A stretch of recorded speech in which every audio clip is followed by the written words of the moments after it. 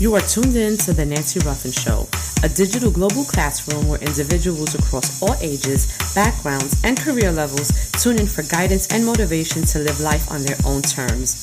Hosted by award-winning author, transformation coach, and the self-proclaimed Latina Oprah, The Nancy Ruffin Show is where inspiring thought leaders, modern-day influencers, and social game changers come to discuss their own personal journeys and have real conversations about the journey to success. It's where the next generation of leaders come to tap into their potential, ignite their fire, and expand their self-awareness. So if you're ready to power up and blaze trails of positive change, then you're in the right place. Let's get started. Testing 1 2, testing 1 2. Is this thing on? Yeah, this thing is on, and I'm back. It's your girl, Nancy Ruffin. You guys are tuned in to the Nancy Ruffin Show, and we are back from our summer hiatus. I know that many of you have been itching for a new episode simply because you guys have been in my DMs, you have been sending me emails, but your girl needed a break. And I will tell you that taking the summer off was the best decision that I could have made. I am rejuvenated, I am refocused, I'm re-energized, and I'm excited to be back this season.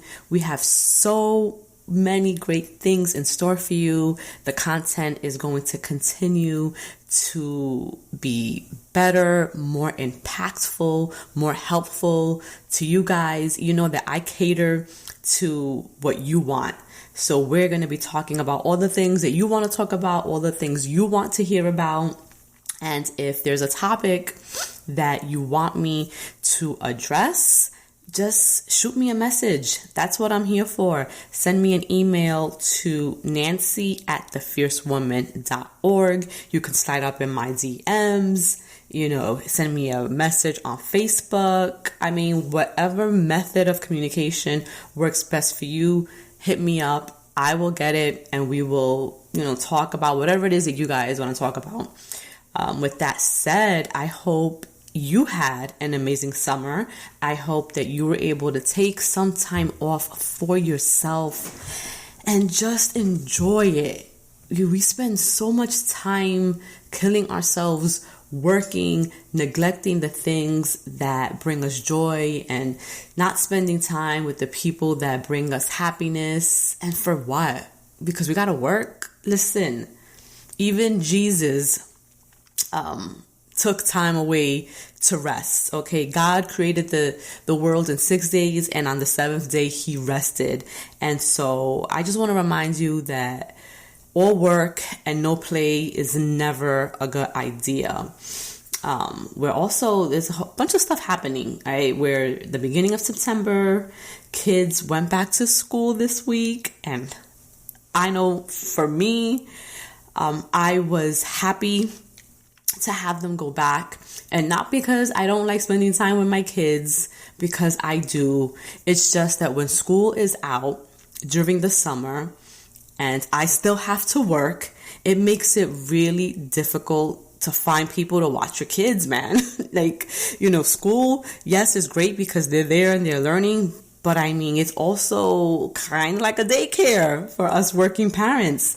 And so whenever school is out, it's just such a hard thing for me to find people to stay with my kids. My parents are no longer here, living in New Jersey. They're back in Florida. My sister is parented out. She has 3 kids of her own, and she just does not want my 2 to add, to the chaos in her own house when her kids are home for the summer. And then thankfully I have my in-laws who do help out a lot, but I mean, they're also older. And so for me, it's hard to to always put my kids on them because my kids are very active. They require a lot of attention, and my in-laws are, they're older. They're in their 70s. And so I never want to take advantage. And I do have them, or I had them in summer camp, but the summer camp doesn't last all summer. It lasts, I think, for my oldest, or for both of them, I think it was maybe the first week of August, and then we had 3 weeks left, in August to figure out what to do with these kids. We ended up taking vacation the last 2 weeks of August, so that left me just with 1 week trying to figure things out. But it was a struggle, and so I'm happy that they are back to school because now my routine is back on. I don't have that stress of having to figure out who's going to watch my kids, where I'm going to leave them, all of that mess. You working parents out there, I know you can feel me on this. But they're back to school. My kids, unfortunately, missed the first day of school because, like I said, we were away on vacation. We vacationed in Florida. And if you've been paying attention to the news, then you know that Florida was on Hurricane Dorian watch. And they just so happened to close the airport on the day we were supposed to fly back home. So our flight got canceled. And because the flight got canceled, the earliest flight that we could get back was Thursday evening. My kids started school Thursday morning. Missed the first day of school. We got back at midnight Thursday. I guess technically that would be Friday, and I had to come home to prepare them for the next day, for their first day of school. I was exhausted. So I feel like I need another vacation. But anyway, I digress. I just want to wish all of you parents who managed to get your kids back to school, I wish you and them a very successful, productive year. It's no easy feat being a parent. We have to be responsible for raising kind, considerate children. We also have to make sure that they're getting an education. So our job is never done. So guys, I am here with you. Believe me, I know. But with that said, I also want to just take a moment to acknowledge the Bahamas. They got hit pretty bad with Hurricane Dorian. The Abaco Islands are pretty much gone. From what I've been reading, all of the homes have been destroyed. Thousands of people have been displaced. It brings back memories of Hurricane Maria. And my heart and prayers goes out to the Bahamian people. Within the next couple of days or week or so, I'm going to try to figure out what I can do to help with the relief effort in the Bahamas. And so if any of you want to contribute or donate or want to help as well, connect with me and we'll figure something out. But I'm very passionate about getting help into the hands of the people who really need it.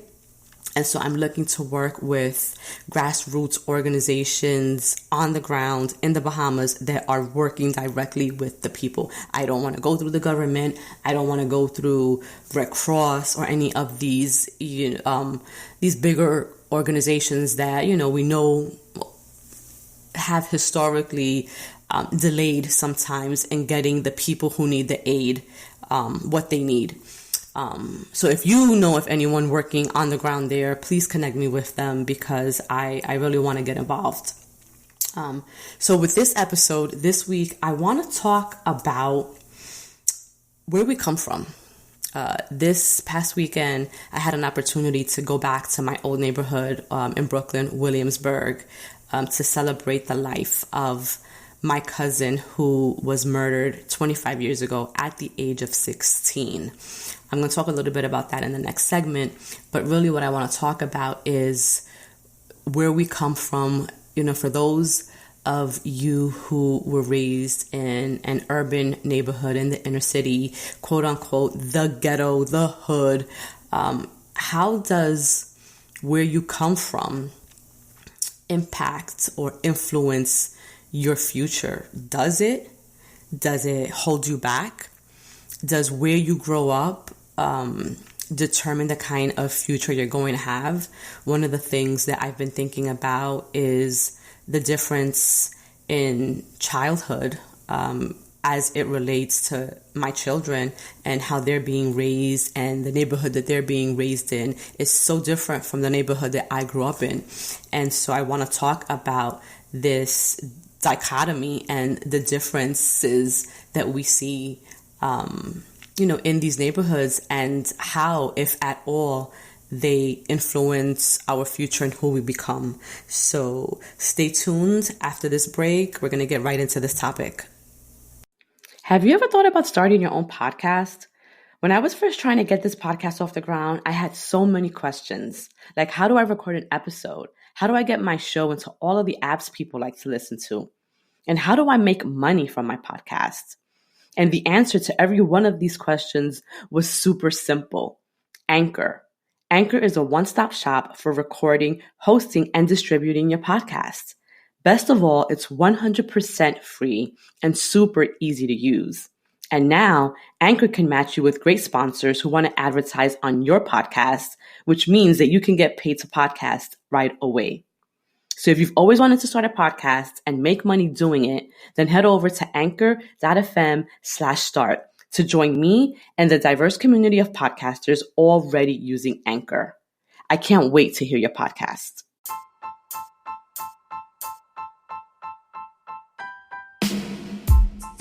My name is Avery Ruffin, and you're listening to The Nancy Ruffin Show. Thanks for sticking around. It's your girl, Nancy Ruffin, and this is The Nancy Ruffin Show. How did you like my baby's drop? You're listening to my mommy, Nancy Ruffin. Listen, I gotta get these kids involved in whatever way I can. It's important for me as a mom to expose my kids to all of the things that I'm doing, because I never want them to pigeonhole themselves into believing that they can only do one thing. So there are times when I am recording the podcast when they do want to participate, they want to feel like they're a part of it. And so I remember one day that I was doing this, and I was like, all right, let me get them to do a drop for me. And that was the result. Alexa has her own drop as well. But, to the parents out there, whatever it is that you are doing, that you're working on, whatever you're spending time on, whether it's creative or not, if your kids show an interest in it, I know that sometimes it's easy to kind of brush them off. But if you take a moment to just include them in it, it does something for their sense of pride. And it also, makes them feel like they're a part of whatever it is that you're doing. And that's exciting. And for me, I don't always do it because there's times when I have deadlines and, there are times when I can't have them involved. But then there are other times when I do have, some minutes that I could spare, that I say, all right, guys, come here, and this is what mommy is doing.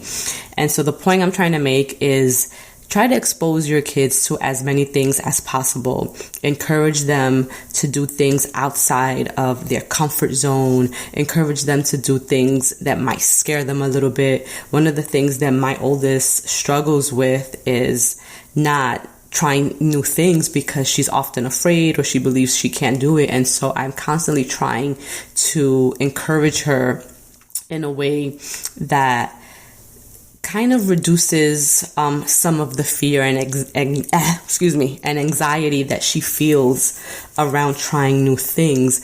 And the reason why this is important for me to do as a parent is because I want her to break out of this now while she's a child, because if she doesn't, she's going to carry this with her into adulthood. And as an adult, I don't want her to be afraid to try new things. And I often tell her, what's the worst thing that can happen? You might not get it right. You might fail, but so what? Right? If the worst thing that can happen is that you fail, big deal. But what if you succeed? Right? What if you're able to accomplish that thing that you're so afraid of? For me, the chance of succeeding always pushes me towards doing it, because I can't let the fear of something possibly bad happening or the fear of me failing stop me from attempting to achieve success and achieve greatness. And this kind of falls in line a little bit with what I want to talk about today. Because as I mentioned in the first segment, this past weekend, I celebrated what would have been the 41st birthday of my cousin Macho. And one of my listeners, shout out to Eileen Carter Campos, mentioned to me, I shared a lot about this in my IG stories over the weekend, and she mentioned that I had never spoken about my cousin Macho in any of my platforms. And she's right, I haven't spoken about him because his death, his untimely death, was something that was very difficult for me to deal with when it happened. He was killed at the age of 16. We were a year apart. I was 17. And he was the closest thing that I had to a brother at that time. We were inseparable. We lived one block away from each other. We went to school together. We spent all our holidays together. We played together. I mean, we vacationed, like, you know, our parents would send us to Puerto Rico over the summer. They would send us together. So we were inseparable. And when he was murdered, it was as if a part of me died as well. And as a teen, it's hard to process that. And I don't even think that I had the outlet at the time to talk about the loss, to talk about how it had affected me and how I was feeling. And I think for me, the easiest way that I found to deal with it was to not deal with it. So to not deal with the feelings, not process them, not grieve really, not talk about it. And so what I didn't realize was that I never talked about it. So this is going to be the actual first time that I speak in depth about it. I wrote about it briefly in my first book, Welcome to Heartbreak, but I never talked about the details behind his murder. And I don't even know if I know all of the details behind his murder, because I was so young back then. And I know, having a conversation with a friend of mine not too long ago who I grew up with, who she was friends with my cousin as well. I guess let's just get into the story. I guess a little background on Macho was that he was he was the bad kid in the neighborhood, right? He was the kid that was always fighting. He was the kid that would bully other kids. No one messed with Macho. He had created or developed a reputation for himself that was based on fear. So everyone was afraid of this kid. Imagine, he was 16 years old, a piece of crap, really. He couldn't even probably wipe his butt properly. But he lived this life that forced him to be this way. His mother, unfortunately, was a drug addict. At the time, she was heavily involved. I believe it was crack. But of course, she was doing all kinds of drugs. His father was an absent father, so he didn't really have a relationship with his dad. I think his dad had moved to Puerto Rico and had pretty much abandoned him. And so he had no real father figure. His stepfather at the time was probably one of the big time drug dealers in our neighborhood. So here you have a kid who had no real parental supervision, guidance, no one to really care about his well-being or the direction of his life. He was pretty much raised by his grandmother, who did the best that she could. You know, she did the best that she could. She was raising him and his sister, and he became a product of his environment. So at 16 years old, he was selling drugs. always dressed to the nines, had the newest sneakers, jewelry, but he wasn't anyone to be messed with. And people were afraid of him. And I think what really made him scary was that he was fearless. And I think he was fearless because deep down inside, he knew that he had nothing to lose, right? His mother was who she was. He had no relationship with his father. And at the end of the day, he relied really on himself. And so this kid had no fear. And because he had no fear, he didn't care about anything that he was doing. And he would fight grown men, little kids. He was a terror. And I say this with all the love in my heart for this boy because he was my brother. But I don't want to pretend that he was an angel. And ironically, that was his name. His real name is Angel. When he wasn't. And had he not been a relative of mine, I would have been afraid of him as well. And so, this past weekend, his sister and one of the other guys in the neighborhood wanted to celebrate his memory. They wanted to honor his memory and celebrate his life. His birthday is September 8th. So his birthday just passed. Yesterday was his birthday. And they wanted to celebrate his life. And being amongst this community of people who revered my cousin in his young life, 16 only when he was killed, but the way they spoke of him was as if he was a man who had lived this long life.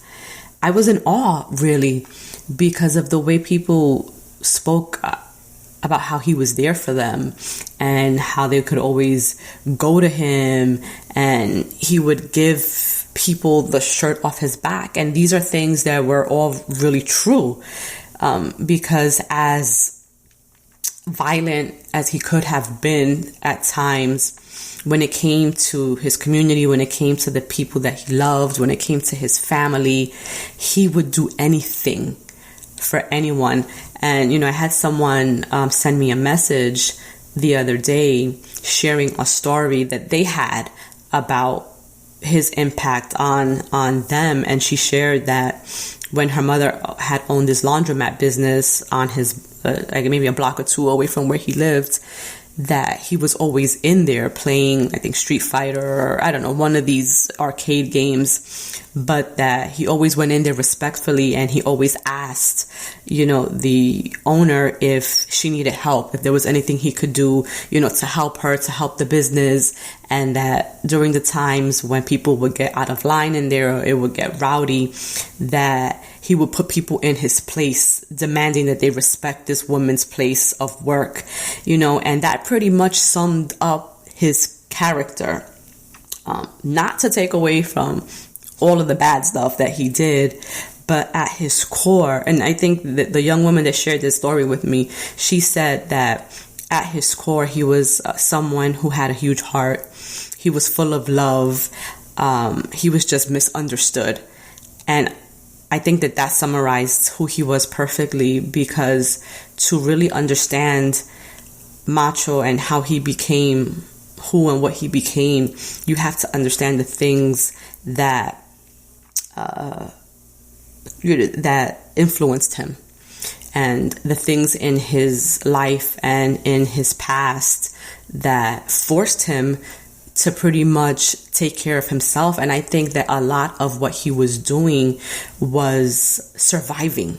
He had developed this skill as a survival mechanism. And I think that for him, he needed to protect himself. And the way that he did that was by not allowing others to get close to him, and oftentimes bullying people, because he needed people to respect him and to be afraid of him so that they wouldn't attack him or come for him. And at the end, ironically, the person who killed him was someone who he had bullied once too many times. And I guess this kid was tired of being bullied. and he shot him in the middle of the day on a very busy street. It was like under the train station, and he ended up dying on the cold concrete floor of the Brooklyn neighborhood that he was born in and he lived in. And to just kind of put things in perspective of how grown he was at such a young age, that at the time of his death, he left behind a 10-month-old daughter, And so 16 years old, his mother was a drug addict. His father was absent from his life. He pretty much raised himself, and he was a father. And so when I think about the neighborhood that I grew up in, that was the story for so many people in that neighborhood. I know so many people who lost their lives at young ages. I know so many people who were teen parents. And I know so many others who never even had an opportunity to get out of the neighborhood. And I know this because when I went back there this weekend, I saw so many of the people that I grew up with still there. By the same token, I also know others who grew up there who made it out, myself included. And I know so many others who went on to do great things with their lives. I have a good friend of mine who went on to Johns Hopkins University, others who are doing really great, impactful work in other industries and other fields. And when I think about all of the challenges that we faced just living in this inner city neighborhood, I remember we lived right across the street from this park, the playground, and we had to share this park with drug addicts and drug dealers. And I would constantly see, syringes on the ground, crack vials. I knew the different colored type of drugs from the different colored caps that the crack vials had. They had blue tops, orange tops, red tops. Like there was all different colors for the different types of drugs. And I knew this. I knew that when you would see someone walking down the street looking like a zombie, right? They were practically sleepwalking. You knew it was because they were strung out on drugs. And then I take a look at my own children and the environment that they're growing up in, and they are not seeing any of this. They're not being exposed to any of this. And it's funny because when we got to Brooklyn, on Saturday, the music was pumping, everybody was out. It was very reminiscent of the neighborhood that I grew up in back in the days. But my kids are not exposed to any of this. So when they're walking around and they're like culture shock because all of this is brand new to them. And ironically, even with all of this bad stuff that was happening, when I was growing up there, those things are not the things that stand out for me. What stands out for me is how beautiful it was to live in a community where everybody knew you, where everyone had your back. Like, we could not walk down any street in Williamsburg where people didn't know us. Because as bad as it was, I always felt safe in my neighborhood. I knew that nothing would happen to me in my neighborhood. Nobody was going to touch me because they knew that me and my sister were Danny and Tiny's daughters. They knew all of our uncles. They knew our aunts, our cousins. I mean, half the freaking neighborhood was my family. So we definitely wasn't getting touched. But, that is what I miss. Being able to be with my family. My grandmother lived up the block from me. My uncles and my aunts lived in the same building. A couple of more blocks down, I had more cousins, more aunts, more uncles. A few more blocks down in the projects, I had more cousins. So we were always together. We went to school together. We celebrated all our holidays together. And my children don't have any of that because everyone is scattered now. Everyone, is living in different states, in different places. Even my sister and I, who both live in New Jersey, and we're only a 10-minute, drive away from each other, we still have to drive to see each other. Like, we are not walking distance from one another. And so my kids are never going to know what it's like to live in a building where you knew exactly what was happening in your neighbor's house because everything was on blast. I had a neighbor who lived on the third floor. Her name was Susie. She was the mom to my best friend at the time, Jessica and Kiana. And we always knew when them girls were in trouble because you would hear Susie screaming to the top of her lungs, Jessica, Kiana. I mean, and you knew it was like, oh shit, they in trouble. But like my kids are never going to experience that. They're never going to know what it's like to just sit out in the front of your building, in the middle of the summer, just to get some cool air because it was too damn hot in your apartment. And I can't remember for the life of me why we didn't have an AC in my apartment. Like, I don't remember us ever having air conditioning. All I remember was fans. And y'all know, New York City, when it gets hot in the summer and it's 90, 95 degrees, those fans are only blowing hot air. So for us, the only relief we have was going outside and being outside and hopefully trying to catch this breeze, But my kids won't know that. They don't know life without air conditioning. They don't know life without cell phones, without iPods, without iPads. I mean, all of these things that we as parents work for, right? Because every generation wants to give their children what, better than what we had, and even with that, like my parents were trying to give my sister and myself better than what they had, so eventually we moved out of Brooklyn. My parents became homeowners, but it was the time that I spent in Williamsburg that really forged who I would become. It was those experiences that cultivated this appreciation for always going back and always giving back, right? Because for me, I recognize the blessings and the privilege that I have and the opportunities that I have because I had parents who were invested in my future, parents who cared about whether or not I became something. And so when we talk about hoods, right, and neighborhoods and where we come from and where you grow up in, I don't think it matters where you start. I think that it depends on the influence of those around you. Because you can grow up in the hood, you can grow up in the ghetto, but if you have people who care about you, who care about your success, who care about you becoming something, they're going to do all that they can to make sure that you become something. And that can happen whether you're in the hood or whether you live on Park Avenue or Fifth Avenue. And by the very same context, you can grow up rich and privileged and have all of these material things that many people believe bring joy and happiness. But if the influence around you is that they don't care about you and they leave you to fend for yourself, right? Then that person who financially may seem to have it all can grow up to be unsuccessful. I mean, and we see it all the time. We see how these rich kids get strung out on drugs, right? Because they don't have the foundation or the support within their own families that are pushing them towards their greatness. So for me, it doesn't matter where you're raised. It doesn't matter where you come from.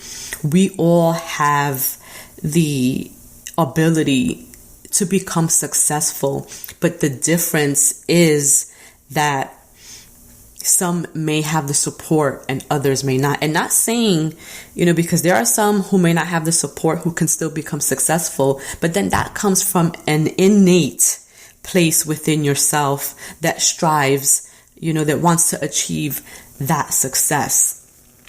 And, just being back in that neighborhood this weekend and being able to talk to some of the younger kids, I was telling my husband that sometimes they make poor choices because they don't know any better and they don't have anyone telling them better.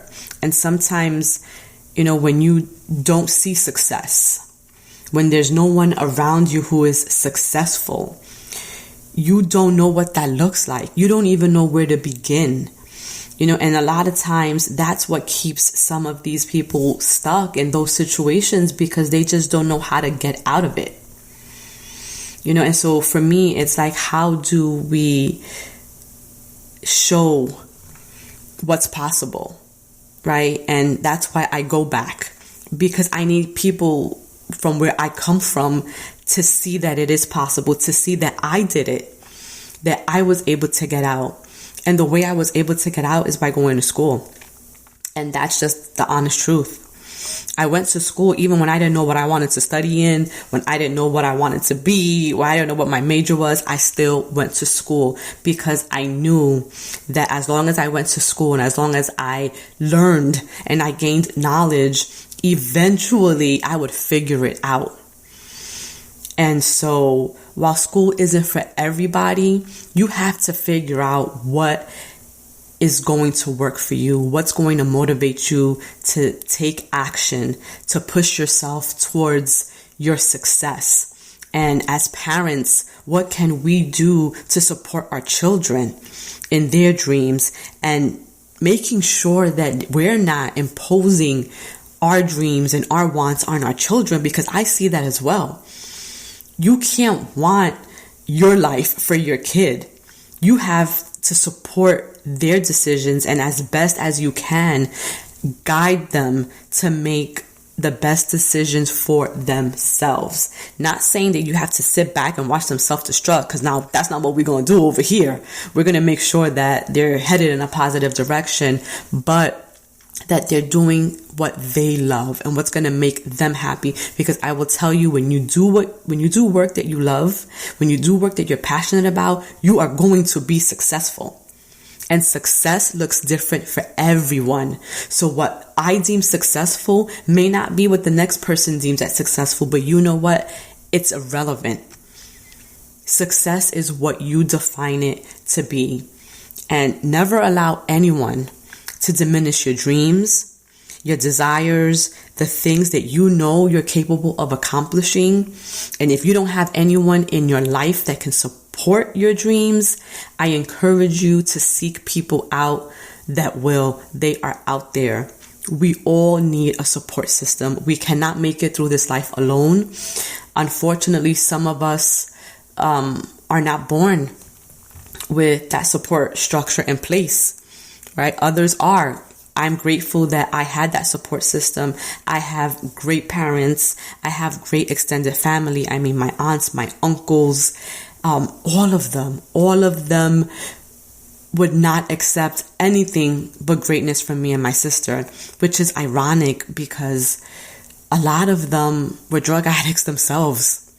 A lot of them had made really poor choices in their own lives, but they knew, because they made poor choices in their own lives, that they were not going to let us make those same choices.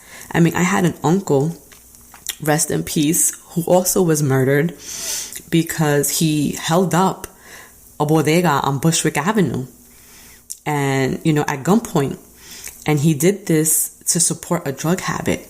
And this was my favorite uncle at the time. And I remember him vividly. He died. He was killed when I was 3 years old. Imagine that. Not many of us have memories from when we're 3 years old. But I will tell you that this man had such an impact on my life that I remember him. I remember the times that I spent with him. I remember the day of his funeral. I remember the funeral home. I remember the casket. I remember that he was wearing a beige or cream colored suit. I was 3 years old. But when people have that much of an impact on you, you remember. And so that's why it's so important in this work that I do to be able to impact, to be able to influence, even if it's one person, then I have done my job. Because everything that I have ever achieved, I've had to work for. Nothing was given to me. I was not born with a silver spoon in my mouth. My parents were on public assistance. I was on Medicaid, like all of these things that I'm not embarrassed or ashamed to talk about, because all of it contributed to the person who I am today. And so I want you guys, as I end this podcast to think about legacy. What is your legacy? Because I think about my cousin Macho, and at his young age, 16 years old, he left a legacy. Not even thinking about doing that, because no one's thinking about that at 16. And he wasn't even trying to leave a legacy because he was bad. But yet and still, he had an impact on the people in his community. I mean, enough that they have made September 7th Macho Day in that neighborhood. And so like every September 7th, they will now have this annual block party, memorializing this boy's life. And he created a legacy. And so how do you want to be remembered? When it's all said and done, and when your time here on earth is over, what will people say about you? What you do today, what you do tomorrow, what you do every single day of your life is creating your legacy. My life is my message. My life is my mission. And it's what I do on the daily that I want people to remember me by. I think about legacy a lot because one of the things that I'm afraid of is being forgotten. I want my time here to matter, to mean something, that when they mention my name, that people will say, wow, she was a great person. She did all she could to help others. And I don't want it to be just in words, but that my actions are exhibiting that. And so as you start your week, as you start your day, I challenge you to think about your own life. What are you doing to create your legacy? And how is your life impacting or influencing others? And with that, mi gente, I'm going to end this week's show.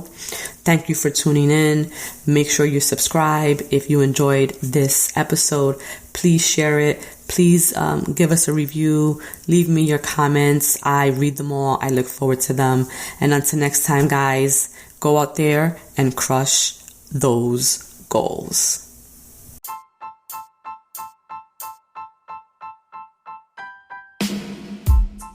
Thank you for listening to The Nancy Ruffin Show.